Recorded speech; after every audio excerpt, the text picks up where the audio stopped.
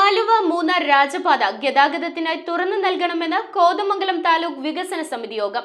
ഇല്ലാത്ത അവകാശം സ്ഥാപിച്ചെടുക്കാനുള്ള വ്യഗ്രതയിലാണ് വനം വകുപ്പിലെ ചില ഉന്നത ഉദ്യോഗസ്ഥരെന്നും പാത തുറന്നു നൽകണമെന്നുള്ള തികച്ചും ന്യായമായ ആവശ്യം അംഗീകരിക്കാൻ തയ്യാറാകാത്ത വനം വകുപ്പിന്റെ നിലപാട് പ്രതിഷേധാർഹമാണെന്നും താലൂക്ക് വികസന സമിതി അംഗങ്ങൾ ആരോപിച്ചു. ആലുവ മൂന്നാർ രാജപാത ഗതാഗതത്തിനായി തുറന്നു നൽകണമെന്നും രാജപാത സമരവുമായി ബന്ധപ്പെട്ട് ബിഷപ്പ് മാർ ജോർജ് പുന്നേക്കാട്ടിലിനും ജനപ്രതിനിധികൾക്കും പൊതുജനങ്ങൾക്കുമെതിരായി എടുത്ത കേസുകൾ പിൻവലിക്കണമെന്നും കോതമംഗലം താലൂക്ക് വികസന സമിതി യോഗം ആവശ്യപ്പെട്ടു. ഇല്ലാത്ത അവകാശം സ്ഥാപിച്ചെടുക്കാനുള്ള വ്യഗ്രതയിലാണ് വനം വകുപ്പിലെ ചില ഉന്നത ഉദ്യോഗസ്ഥരെന്നും ആലുവ മൂന്നാർ രാജപാതയുടെ ഭാഗമായ കോതമംഗലം പെരുമ്പൻകുത്ത് റോഡ് നിലവിൽ പൊതുമരാമത്ത് വകുപ്പിന്റെ ആസ്തിയിലുള്ളതും വനം വകുപ്പിന് യാതൊരു അവകാശവും ഇല്ലാത്തതാണെന്നും വികസന സമിതി യോഗം പ്രമേയത്തിലൂടെ പറഞ്ഞു. വടാട്ടുപാറ പലവൻപടി പുഴയിൽ നിരവധി മുങ്ങിമരണങ്ങൾ ഉണ്ടാകുന്ന സാഹചര്യത്തിൽ ദുരന്ത നിവാരണ നിയമപ്രകാരമുള്ള അടിയന്തര നടപടികൾ സ്വീകരിക്കുന്നതിന് യോഗം തഹസിൽദാർമാരെ ചുമതലപ്പെടുത്തി. കോതമംഗലം ടൗണിൽ വിവിധ വേദികളിലായി നടന്നുകൊണ്ടിരിക്കുന്ന കേരളോത്സവം വിജയകരമാക്കുന്നതിന്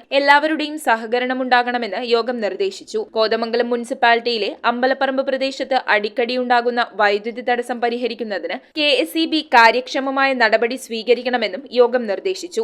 യോഗത്തിൽ MLA ആന്റണി ജോൺ അധ്യക്ഷനായി. 8 കോടിയോളം രൂപയുടെ പ്രതിരോധ പ്രവർത്തനങ്ങൾ നിലവിൽ സർക്കാർ പ്രഖ്യാപിച്ചിട്ടുണ്ട്.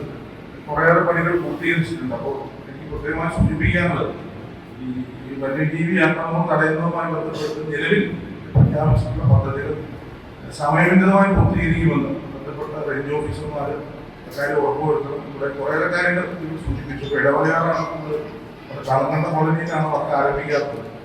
ബാക്കി വർക്കുകളെല്ലാം ആരംഭിക്കുന്ന സാഹചര്യമുണ്ട്. കീരമ്പാറയിലെ അലൈൻമെന്റിന്റെ GF കൂടി വന്നതിന് ശേഷം ഒന്നുകൂടി ചർച്ച ചെയ്തതിനു ശേഷം നമുക്ക് ബാക്കി പണികൾ ആരംഭിക്കാം. അപ്പൊ അതാണ് പൊതുവെ ഈ നിലവിലുള്ള വർക്കുമായി ബന്ധപ്പെട്ടുകൊണ്ട് അതായത് വർക്കുകളെല്ലാം സമയബന്ധിതമായി പ്രത്യേകിച്ച് കാലവർഷം മുന്നിൽ കണ്ടുകൊണ്ട് തന്നെ സമയബന്ധിതമായി തന്നെ ഇപ്പൊ പ്രഖ്യാപിച്ചിട്ടുള്ള സൂചിപ്പിച്ചതുപോലെ 8 കോടിയോളം രൂപ വരുന്ന വർക്കുകൾ അത് സമയബന്ധിതമായി പൂർത്തീകരിക്കാൻ ബന്ധപ്പെട്ട ഉദ്യോഗസ്ഥർ പ്രത്യേകമായി ശ്രദ്ധ കൊടുക്കണം. തഹസിൽദാർ Anilkumar M, municipal chairman Tomy Abraham, വിവിധ വകുപ്പ് മേധാവികൾ തുടങ്ങിയവർ പങ്കെടുത്തു. News bureau, Kothamangalam.